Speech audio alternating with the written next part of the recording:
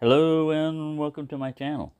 Well, this is just a rant, I've got this out here just to look at, and Peppy's got to be around whenever there's a knife around. Um, but it's if you've been around in life long enough and you're a nice person, you will probably have been taken advantage of at one time or another in your life. You do something for someone, something kind, and they take advantage of you. And what I'm talking about is the little e-scooter that I had or have. The story on that one is I got an e-bike that basically replaces the e-scooter. And because I'm in a small apartment and everything, um, even though that scooter, the top folded down, it takes up a little bit of space. It sticks out, just a little bit. And I mean, that little bit can be a big difference in a small apartment when you don't have, when you're crowded around. I put tables that I found in the dumpster and stuff that work perfectly fine, and then I put stuff on top of it, and it basically gets crowded in here. Well, anyways, the day that I was riding the e-bike, the very first day I was riding the e-bike, the downstairs neighbor, guy's name is Chad. He's there with his mom. His mom lives in that apartment.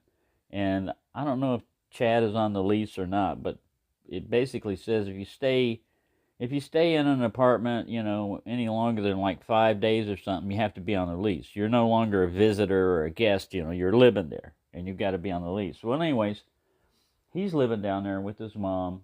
She works 10 hours a day. From like 5 to 5. She gets up 5:30 in the morning. They're out of here, by like 6. Him, I don't know what he does. He supposedly has a house being built in Ennis, and she has a truck. Well, with that scooter, he came up to me and he said, "I seen you drive around on that." And I said, "No, today's the first day I've driven this bike. I'm just getting ready to drive it. It was the very first day I was getting ready to drive it." On 9/11, and he said, "Oh, well, what's the other thing?" And I said, "That's a scooter I got up there." And he goes, "Well, what are you gonna do with it?" And I said, "Well, I'll probably sell it." And he goes, "Man, that'd be perfect for my mom. She's gonna get home pretty soon." Even though it sounds like a kid, he's in his 40s. He's not a child. Uh, he said, "When my mom gets home, I'll show her about that and everything." I said, "Well, I can bring it down and y'all can, look at it and everything." And she comes back and, he's showing off the regular bike and everything. He says, "But he's got this scooter." And I started bringing it down, when she came down. I brought it down the stairs and everything. And I said, "Look, man," he said, "How much are you going to sell it for?" And I said, "Well, I was thinking about $300, around there." And he goes, she said right away, he's kind of like talking it, and to buy it for her. And she said, "Oh, well, I want it. I want it. I definitely want it." But she's in like her early 60s. "I want it, but I don't have any money right now." And I said, "Well, I'll tell you what. Since I'm not, using it or anything, I'll bring down the charger. I'll let you guys use it.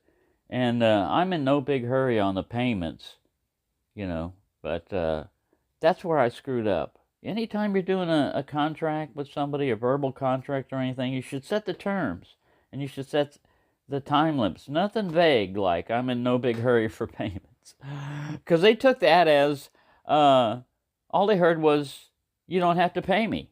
I mean, that's what came through. I mean, I've learned from, they from being an instructor and talking and everything. They say that whenever you're talking and teaching, people only are going to pick up maybe 10% of what you're are saying. If you think about that, that's a waste of your time a lot of times if you're trying to teach something. But if you're talking to people, it's the same way. A lot of times people only pick up what they want to hear. "Oh, well, he's in no big hurry for payments." I was negotiating what I thought was a scooter for her. Like One's driven by a little old lady, school teacher type of thing. It's not going to get much use. I didn't realize that they considered it theirs now, and she's a mom and he's the kid. So my mom was the same way. She would let me use anything that I wanted. So it's not the mom that's the issue, it's the son, Chad. The son's name is Chad and the mom's name is Mary. So Mary works 10 hours a day. Chad has nothing better to do, so he's been driving the scooter around like crazy. And he drinks beer and he smokes cigarettes. And I'm on a balcony, right above him, so the cigarettes come up. And when he drinks beer, he belches loudly. You can hear it through the whole complex. I think I've got a video that I did one the other night where I only caught part of one quiet one that he did. So he's kind of annoying. He's got money for cigarettes and beer, and it's just been building up into me, and that's what I don't like. When you try to be, what I thought was, you're trying to be generous to people, that they're not going to use it that much. She's just going to, play around with it and enjoy it, and then because she likes it, she's going to come up with them some kind of money within a month. Nothing, no money, no promise of payment or anything. See, this is where people stop doing kind things for people, because what happens? You wind up getting angry. You wind up getting used, and you wind up getting pissed off. And that's when I get to that point, I don't like myself when I'm that way. I'm not happy, I don't like to get that way. And so I went down there, and he waved at me, and I walked up to him, and I, just not to just confront him, not to just right up get pissed off, but I told him, well, the other day he saw me getting ready to head to the, out on my e-bike, and he says, where are you going? I said, oh, I'm going to go to the post office. He said, oh, well, I'd follow you, but I wouldn't be able to catch up. And I didn't want him to follow me on the scooter. And Monday was a holiday. It was Columbus Day. I didn't know that. So it was a waste of my time. But this was the next day. This was Tuesday, that I told him. And I said, oh, by the way, it's a good thing you didn't follow me because that post office was closed. And he goes, oh, yeah, that's right. It's a holiday. And I said, are y'all going to be able to get a payment on that scooter anytime soon? Because it's been over a month, and I've got a friend of mine who's willing to give me cash for it, straight up cash. And he goes, well, I was talking to Mom about that, and, rent hit pretty hard. Well, the day I was talking to him, it was like the 16th, the 15th, I mean. So rent is due on the 1st. They live in the exact same size apartment as I do. There are two of them living down there. Both of them, I assume, have incomes. I'm just me here in my apartment. At the end of the month, I have maybe pennies, if not dollars, in my account. So I could definitely use that money. So he said, yeah, we'll make a payment or anything. Well, it better not be $20 or anything like that, because the guy has spent well over that on beer and cigarettes, and he's the main user of the thing. So it's not stealing to take your own property back, especially when they haven't paid anything. So I'm giving him until Saturday. And then what I'm going to do, I've got another chain. I'm going to chain it up to my bike before I drag it up or anything else. I'm going to chain it up to my bike, and I'm going to say, no, I'm sorry. Y'all know now how good this scooter is and everything. You're not going to drive it around. You're not going to give me $20 or $50 and drive it around for another 2 or 3 months and just come up with different excuses of why you can't pay me. No. Your free ride ends today, all right? And the kind me ends today. From now on, this is strictly business, all right? You pay for this, it's yours. You don't pay for it, I'm not a finance company. I'm not charging you any interest, So an incentive for you to buy it would be you don't have it yet. You can't use it. And I know I screwed up, by being generous. Once again, I realize that if you're kind to people, a lot of people view that as weakness. Anytime you do something generous or something kind for someone, a lot of times, some people will view you as an easy mark. Oh, I can take advantage of them. I can do this. I can do that. Um, no, kind people are kind up to a point, and I've seen a lot of people that do this too. If you're patient and you're tolerant, you're going to run into people that just want to see what it takes to trigger you. They want to see what happens when you're not calm, when you're not composed and everything. There are people like that. Uh, Here's where adult conversation comes up. I call those kind of people assholes. There are a lot of assholes. They don't have to be necessarily male. They can be male, they can be female. And what it is they're usually good at lying. They come across as a nice person, a generous person, but you know what? You know what gives them away? Their actions. You can say anything you want. You could say, Pepe could say he's the chief of all dinosaurs in the world. All right? If all the dinosaurs in the world don't agree and he doesn't do anything chief worthy, then it's just words. It's just BS. You've got to do something. Your actions prove more than your words. Anybody can make up anything. I can make up all kinds of words. You know? It's you talk the talk, but can you walk the walk? There's a lot of people there that are armchair survival experts, armchair knife experts, and everything else. That's fine, If they're giving you entertainment for their value, fine. I don't have any beefs against that. But when I have dealings with people, and we have an interaction, especially where it involves money or anything like that, and they're taking advantage of me, that's it. That's it for the nice guy stuff for them. I'm not trying to say that's it for everyone. That's something I have to watch. But this is why people do not. This is why we can't have nice things anymore. It's because whatever happened to common decency? Someone does you a favor, they're helping you out, and you in turn screw them over. Well, how often do you think people are going to help you out if you keep doing that? Well, apparently, quite often. Apparently, there's a sucker born every day, They can find enough people to take advantage of that they get by in life.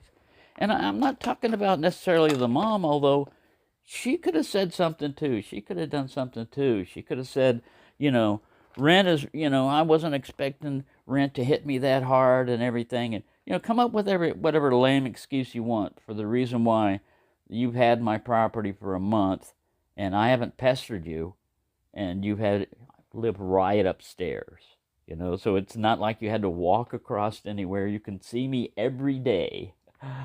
You could leave a note on my door. There's a little clip thing that they have by the door where you could just leave a note on the door if you don't even want to talk to me.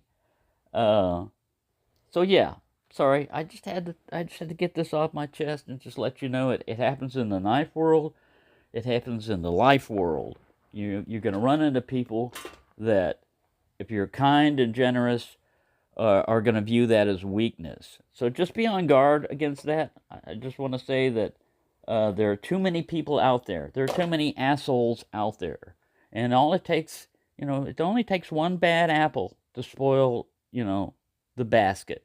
You get a basket of apples and they all look good. If one of them's rotten, the rot will spread. And pretty soon you have to throw out all your apples, So with me, I learned, a lesson which I should have learned a long time ago, which is put it in writing or be specific, even if it's nothing other than just recording it on videotape. Hey, I'm just going to record this. This is our conversation, This is our agreement on what we're about to do, You agree to purchase this for X number of dollars and you will pay it by X number of time. If you don't pay it, then I'm going to take it back. See, that's the problem. If they start paying on it, let's say they put $50 on it. Now, if I take it back, I got to give them $50 back, I could still do it, but then the line becomes blurred as to whose property it is, because then it's like a car. I was talking to a friend of mine, it's like on the Jeep, if I if I sell it to my friend, my other friend, uh, what am I going to do with the title? Well, the title, I think the Jeep, they have, it's like a lien on it. The actual owner is listed as somebody else, but the person that's driving the vehicle, they do it so that you can get it registered and, so it's in your name and all that other stuff. I think I'll figure that out. That'll work out. But he also is, he's going to be giving me some down payment on the Jeep, but he's going to have to pay it over time. And with him, that's different. That's a friend. I've known him for, like I said, a decade. Now, that doesn't mean that he can't screw me over, but I know he's not an asshole. He wouldn't intentionally do it. All right? Again, yes, I'm taking a risk and everything, but I can't let one jerk ruin my whole life. I mean, just basically make me a bitter, angry old man from now on. Yeah, you kids, get off my lawn. You're making too much noise. I pretty much let people do whatever they want to do as long as they're not affecting me. But when you're sitting there thumbing your nose up at me, basically saying, I don't have to pay him. I can just drive this thing. I can drive it into the ground and, it's mine. It's not yours unless you pay something on it. It's not yours until you fully pay on it.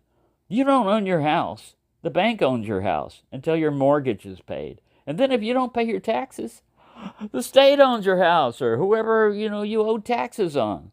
You don't own anything, really. We just temporarily have possessions. Because all of this stuff that we've got right here, when you're dead, you don't own that.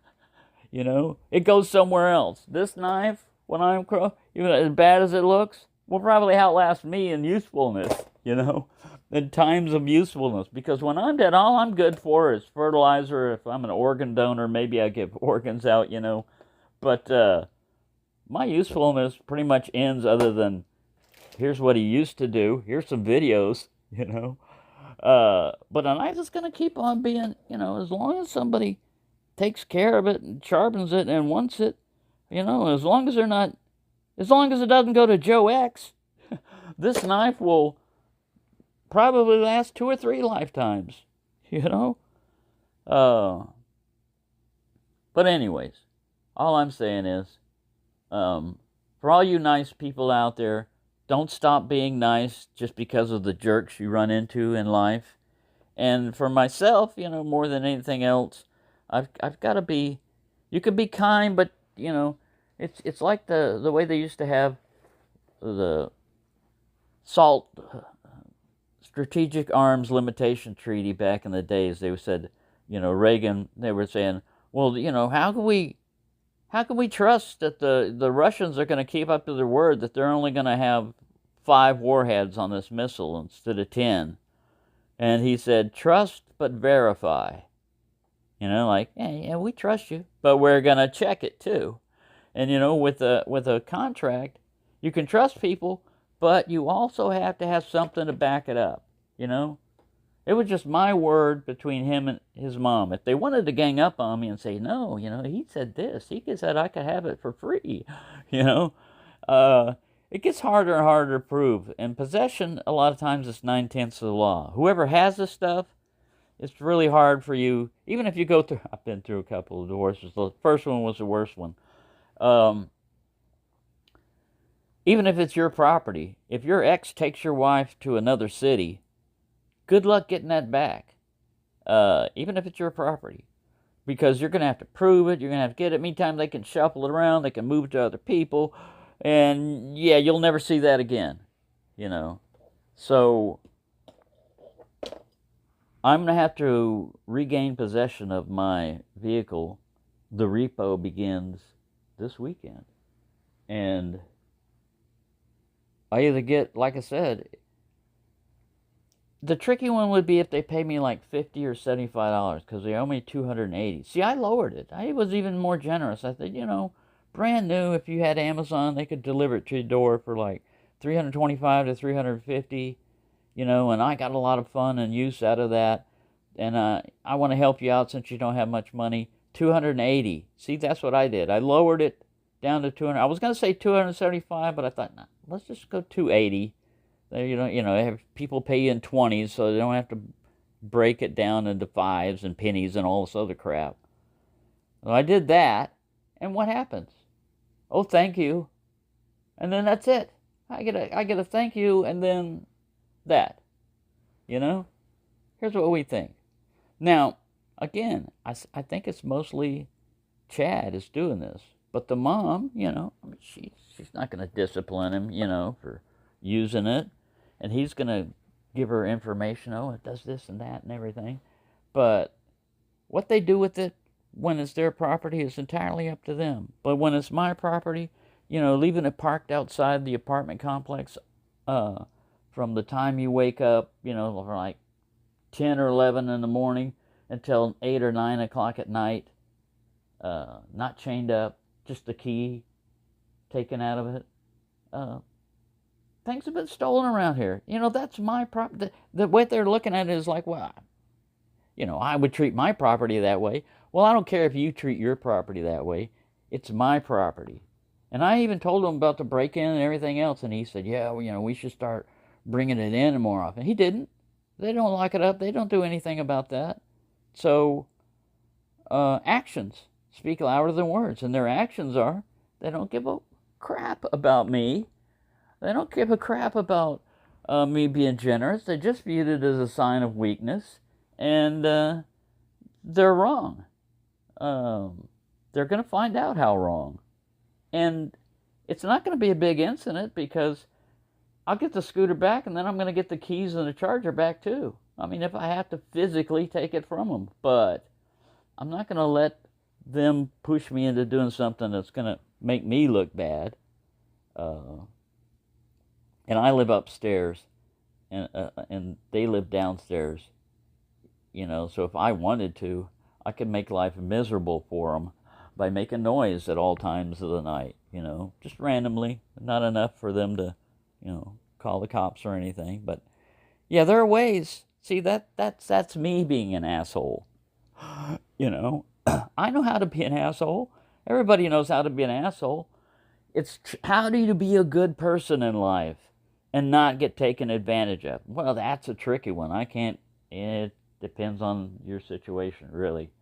And there's no law that says you have to be a nice person to people all the time, If your instincts say, hey, they're short on money, look, they've got two incomes. The guy's building a house. They've got enough money for cigarettes and beer, and that costs money now. A pack of cigarettes is pretty expensive, and beer isn't cheap the way this guy consumes it. So he could have come up with some money to give to his mom to help with the payment, even if he's not buying the scooter, he's using it. Anyway, there you go. That's my rant. I just wanted to say I appreciate all of the nice people out there in the knife community. There are people out there in the knife community that are nice. There are a few, not a whole lot, but there are a few assholes out there. They're acting like wolves in sheep's clothing. They sit there and act all nice and everything, verbally, but when it comes down to actions, their actions identify them. So, there you go. That's a little rant. I had to get it off my chest. Thank you for watching, and have a nice day.